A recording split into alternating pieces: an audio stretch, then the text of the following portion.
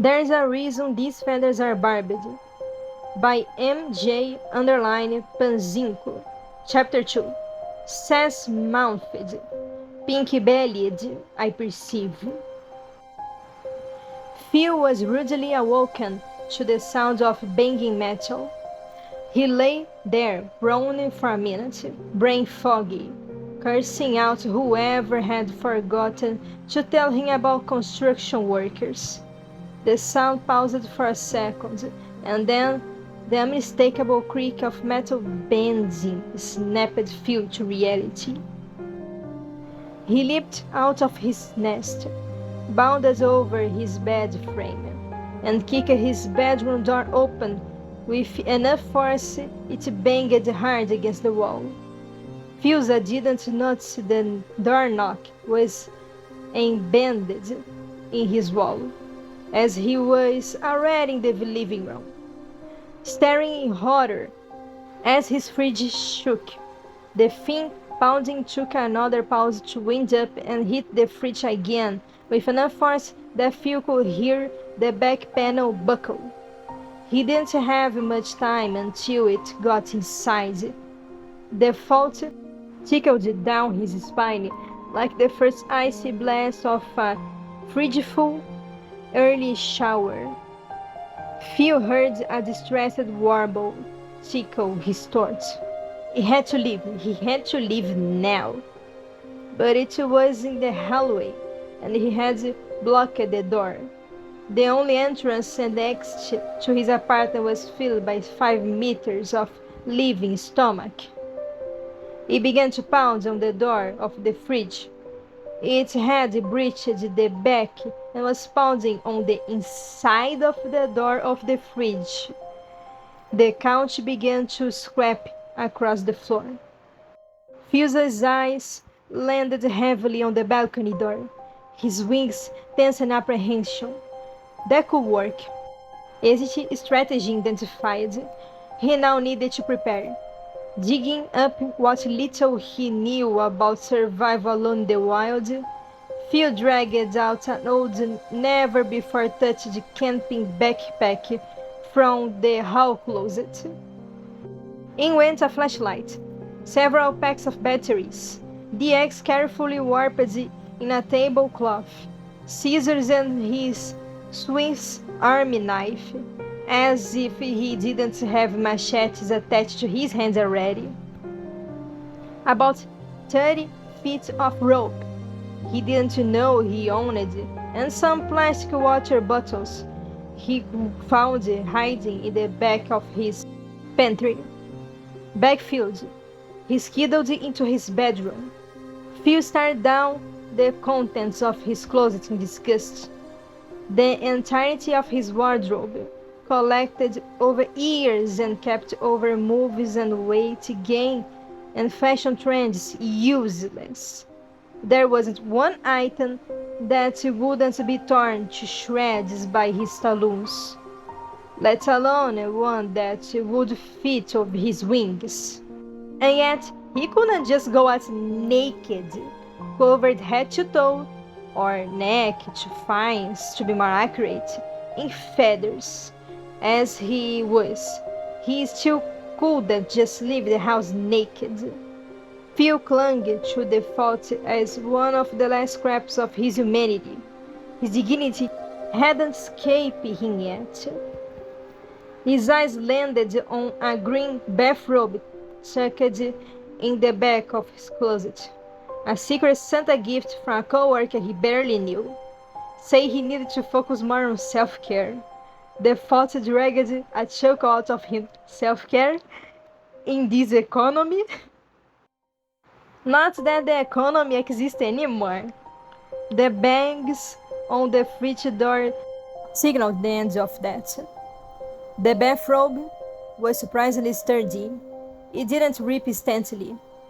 Even if it took little effort to rip a slit in the sleeves to slide his wings through, it still took effort.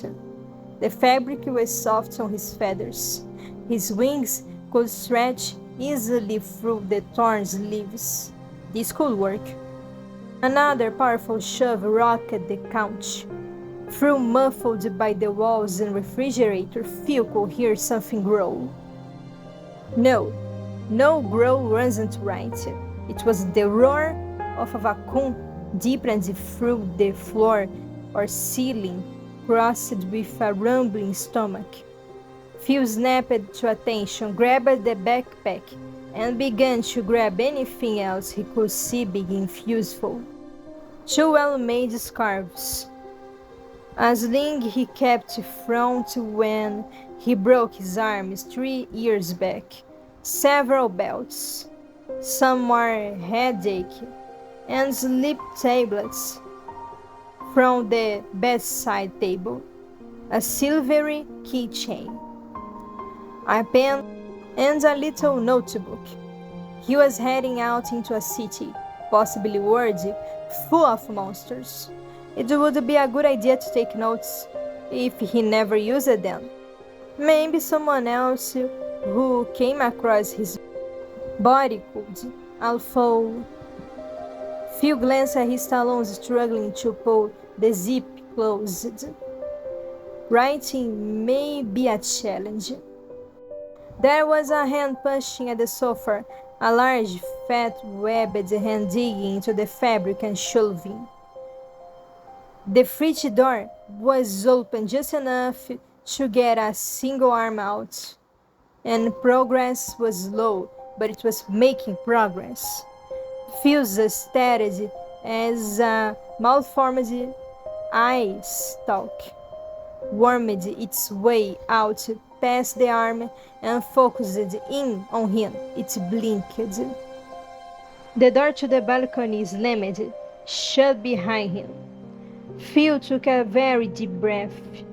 The backpack was secure on his back, clipped tightly over his chest. The drop from his balcony to the car park below loomed up at him as Phil started downwards. The black asphalt shimmered maliciously in the heat of the afternoon, coupled with the scattered rocks, scraps of metal torn from cars, and what appears to be bones. It managed a very convincing likeness to a gaping moth. His claws dug into the false steel of the railing. Apparently, the plan to escape via the balcony had a flaw the Phil of 10 minutes ago failed to account for. Just because he had wings did not mean he could fly. All the panic Phil had been burying till now began to bubble up and boil over. He didn't even know if his wings could take his weight, let alone the backpack. He didn't know the first thing about using either. How long did it take baby birds to learn to fly? However long, he didn't have the time. There was a crash in the living room behind him, and Phil shrieked. His head swiveled wildly back to the living room.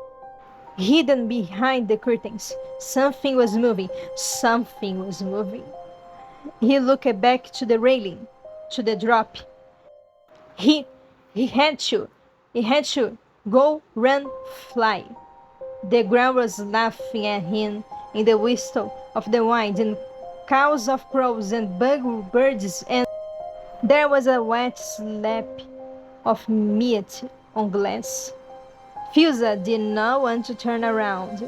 He had never wanted to do anything less in his life. He could hear the awful human pants fogging up the glass. He did not want to know what it looked like in the sunlight.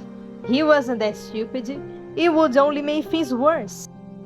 Phil turned around. The slug, stomach-mouth amalgamation of all things disgusting and gut-churning and awful was pressed up flat against the glass. The fog from its hanging mouth covered up some of it, not nearly enough to hide the face spushing out of its flesh, couching their dying screams of terror. not nearly enough to hide its head, pale and flesh and elongated. Two flat worms screamed triumphantly as they blinked out at him. The presumed beginning of its mouth began to open, rows of yellow teeth sharp like a blunted buzz swan. It promptly opened up two others, peeling apart like orange, shoved into a drain of razor blades and roared. A lump of flesh pulled away from the rest of it to pound politely on the balcony door. The glass cracked, spiderwebs spinning themselves with each strike, stretching the predatory grin wider and wider. Phil didn't know when he had jumped backwards onto the railing, likely sometimes after his backpack pressed against the bars. It didn't matter.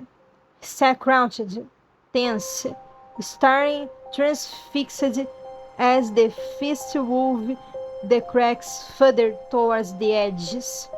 The glass shattered. The slug, a predator, landed with its mouth open wide. The bird, prey, snapped open its wings and flew.